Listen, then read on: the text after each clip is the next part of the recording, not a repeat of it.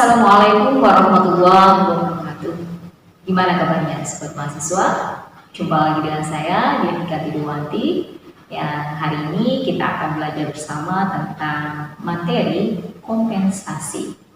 Kompensasi menjadi satu bagian bahasan dari mata kuliah manajemen sumber daya manusia.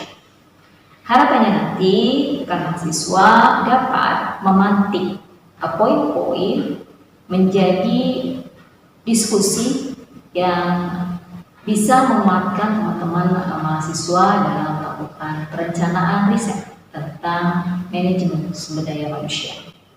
Mari kita mulai bahasan tentang kompensasi. Kompensasi. Ada banyak ragam pengertian tentang kompensasi dari beberapa ahli. Menurut Fippo misalnya, dalam bukunya Principle of Personal Management, kompensasi menurut Fippo adalah harga untuk jasa yang diterima atau diberikan oleh orang lain bagi kepentingan seseorang atau badan hukum. Lain halnya menurut Dessler. Dalam bukunya Manajemen Sumber Daya Manusia, Dessler menyatakan bahwa kompensasi adalah setiap bentuk pembayaran atau imbalan yang diberikan kepada karyawan dan timbul dari dipekerjakannya karyawan tersebut. Begitupun menurut Dr. Andes Malayu Hasbuan yang menyatakan bahwa kompensasi adalah semua pendapatan yang berbentuk uang, berbentuk barang, langsung atau tidak langsung yang diterima oleh karyawan sebagai imbalan atas jasa yang diberikan kepada perusahaan atau organisasi. Rekan mahasiswa, ada ragam komponen yang mendukung terkait dengan kompensasi. Yang pertama, kompensasi dasar. Yang kedua, kompensasi variabel. Dan yang ketiga, benefit atau sering disebut sebagai indirect compensation atau kompensasi yang tidak langsung. Ragam kompensasi ini pada dasarnya melakukan perhitungan dengan dasar perhitungan kompensasi yang dipakai untuk mendapatkan sistem pembayaran kompensasi yang adil dan menjadikan perusahaan menarik, mampu untuk bertahan atau eksis, dan mampu memotivasi karyawannya serta dapat melakukan penghematan biaya. Menurut Gomez di tahun 1995 bahwa dasar perhitungan kompensasi itu sendiri dibedakan menjadi dua kategori. Apa saja itu? Kompensasi yang berdasarkan jabatan atau pekerjaan. Kemudian yang kedua, kompensasi yang didasarkan atas hal lain yang di luar dari pekerjaan atau menjadi tambahan. Rekan mahasiswa, kompensasi dibagi menjadi dua, yakni kompensasi langsung dan kompensasi tidak langsung. Kompensasi langsung yakni bisa berupa upah, uang insentif, kemudian gaji. Itu merupakan wujud dari kompensasi yang langsung.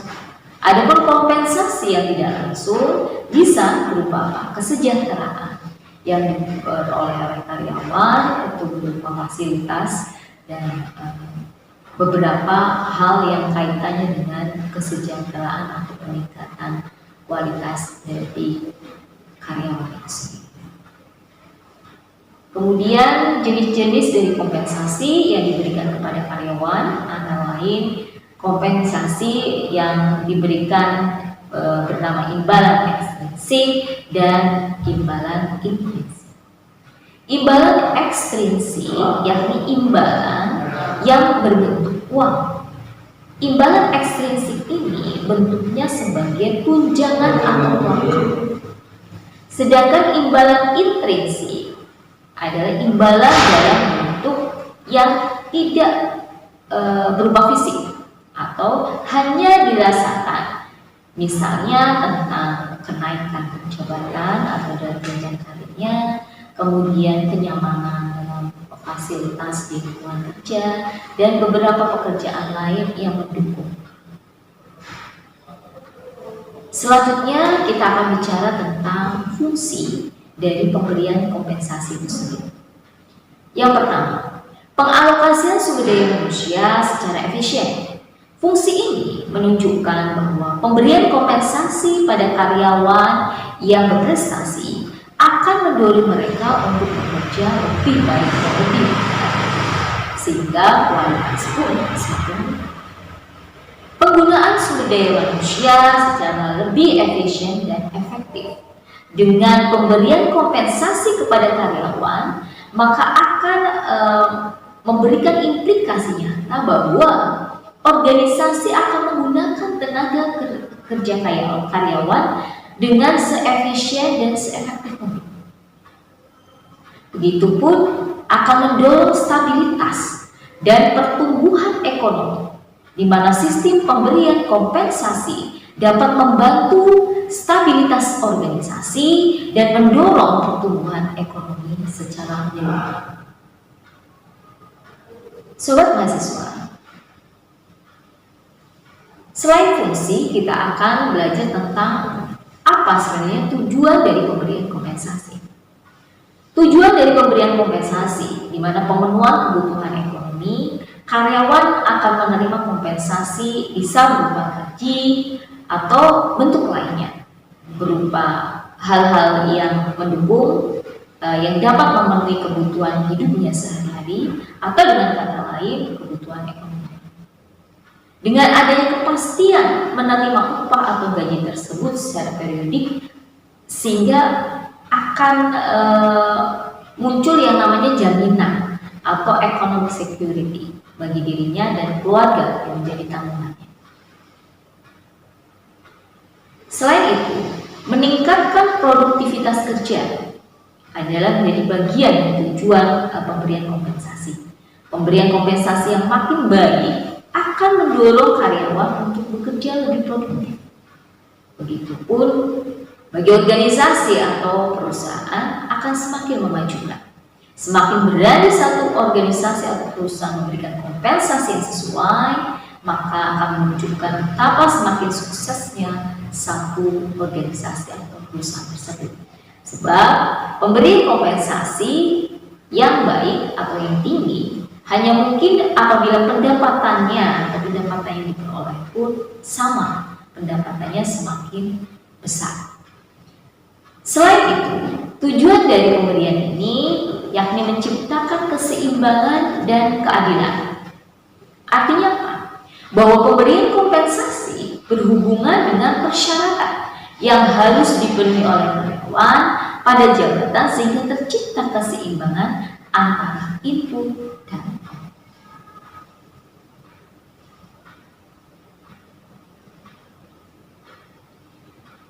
Rekan mahasiswa, ada beberapa asas terkait kompensasi. Yang pertama, asas adil. Besarnya kompensasi yang dibayarkan kepada karyawan harus disesuaikan dengan prestasi kerja, harus disesuaikan dengan jenis pekerjaan, resiko pekerjaan, tanggung jawab pekerjaan, dan persyaratan lain yang memenuhi serta konsistensinya.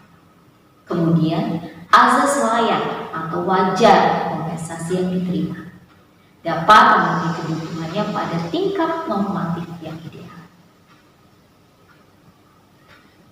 Keyword yang bisa kita dapatkan dalam pemaparan tadi adalah bagaimana kompensasi merupakan balas jasa yang diberikan oleh organisasi atau perusahaan pada karyawan yang dapat bersifat finansial atau yang non finansial.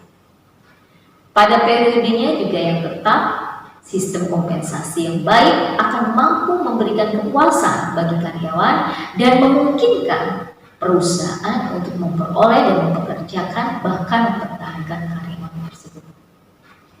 Demikian tadi pemaparan materi tentang kompensasi sumber daya manusia.